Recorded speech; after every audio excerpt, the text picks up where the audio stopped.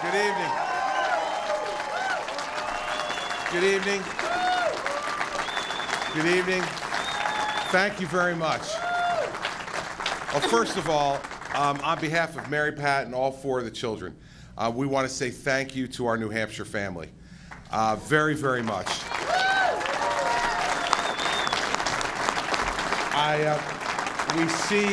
We see so many of you here tonight who have made New Hampshire home for us in such a significant way for the last 9 months. We have worked incredibly hard up here, spent so much time, and we do not regret 1 minute, not 1 minute of the time that we've spent here in New Hampshire. I'm looking at old friends and new friends, folks like Tom Colantuno, who I was so honored to serve with as a United States Attorney for 7 years, always will be, and I'm honored by his support.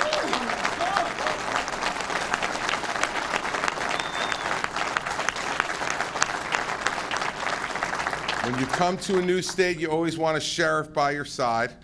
Never hurts. Sheriff Scott Hilliard has been by our side the entire time, and I appreciate it.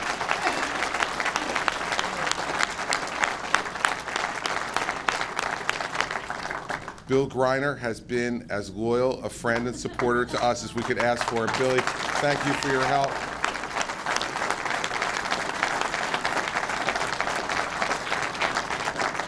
We want to thank Renee and Danny Plummer, who have been extraordinary friends and supporters, and we love them both.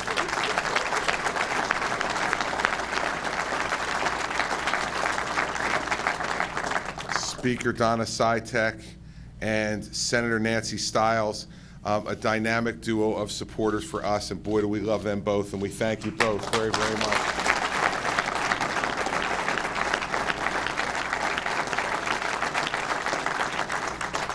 From our veterans, there's so many of them who have stood by us.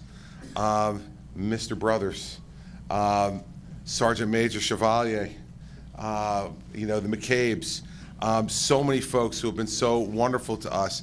We love the veterans community across this country, and we especially love our veterans in New Hampshire. They deserve much better treatment than they've been getting across this country, and we'll still be a voice to make sure that they do.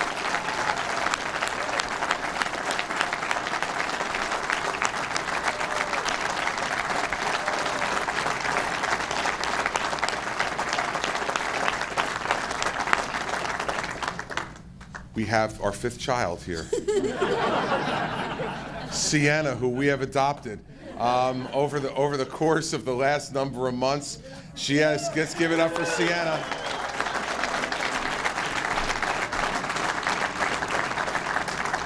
And last but certainly not least, the man who stood forward and became our campaign chairman in this state.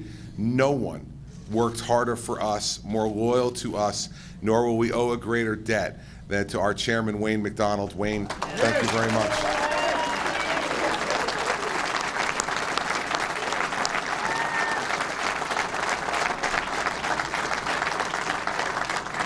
We came to New Hampshire to bring a message that there's nothing more important than the safety and security of the American people, and that the next President of the United States must pay much more attention to that than the current one has.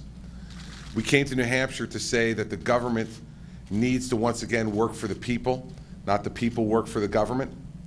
We came here to say that education should not put our children in debt for the next 20 or 30 years of their life, and we have to do better than that as a country for the next generation. We came to say that for our seniors, that someone needs to stand up and fix the Social Security system and fix the Medicare system so that it doesn't fail them or bankrupt our country. And we came here to say that speaking your mind matters, that experience matters, that competence matters, and that it will always matter in leading our nation. That message was heard by a lot of folks, and it was stood for by a lot of folks here in New Hampshire. Just not enough. Not enough tonight. And that's okay. For the people who have known me for a long time, and there's a lot of folks in this room who have, I have both won elections that I was supposed to lose, and I've lost elections I was supposed to win. And what that means is you never know. And it's both the magic and the mystery of politics, that you never quite know when which is going to happen, even when you think you do. And so we leave New Hampshire tonight without an ounce of regret, not for the time we've spent, and for the thousands of people tonight in New Hampshire who will have voted for us. We thank each and every one of them for the confidence that that vote represents in us as people and in us as servants. You know, Governor Larry Hogan, Governor Paul LePage, Governor Charlie Baker are all people who understand both the burden and the opportunity of having the final decision to make in a place like a state. And I'm so proud to have their support for President of the United States, because for folks who actually know what it's like to make a decision and be held accountable for it, to have their support has been an extraordinary display of loyalty and friendship. And so to Governor Hogan, who is here, and Governor LePage and Governor Baker, who I know are watching, I thank them for their friendship, their camaraderie, their understanding, and their love.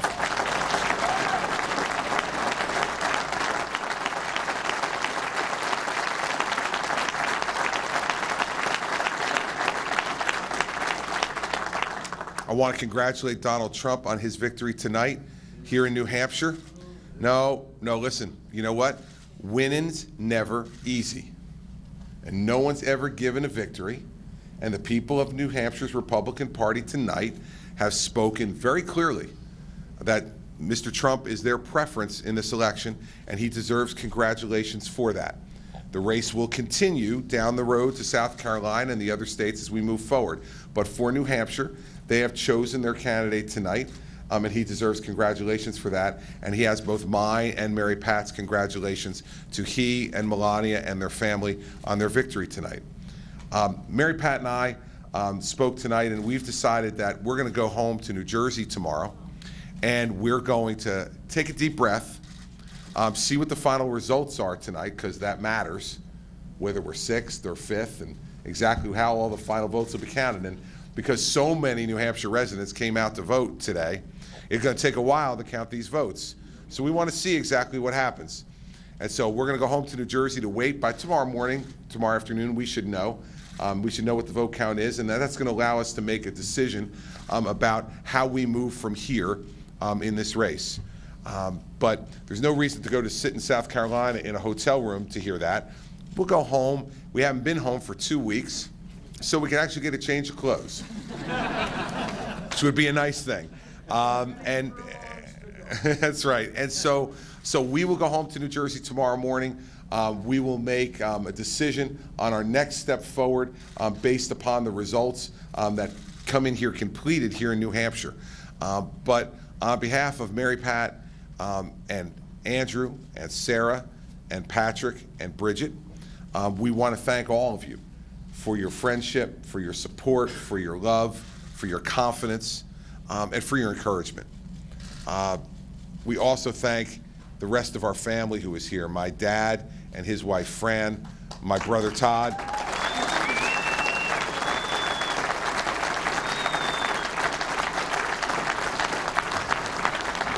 and my younger sister Dawn, who I know is watching at home and knows that I feel her love as I'm standing up here the way I always do.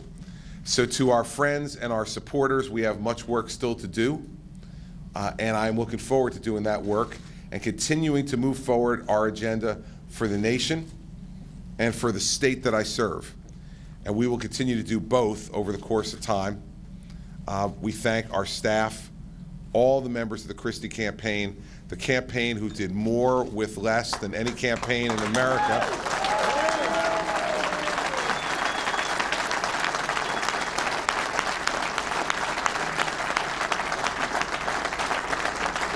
And that means the folks who ran the campaign, Maria Camella and Ken McKay, the folks, yeah, sure, you're going to pull up for them.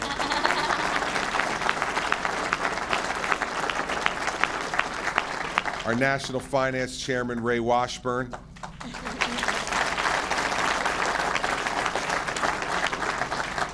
And the guy who knows more about New Hampshire than any guy from New Jersey I've ever met in my life, Matt Mowers.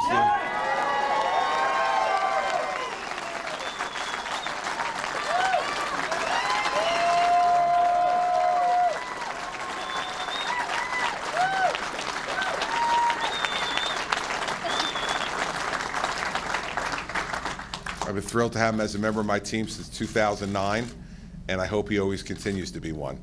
So, to the people of New Hampshire and to the people of our country who are watching tonight, I say thank you for your confidence, your support, for your taking the time to listen to the things that we've had to say.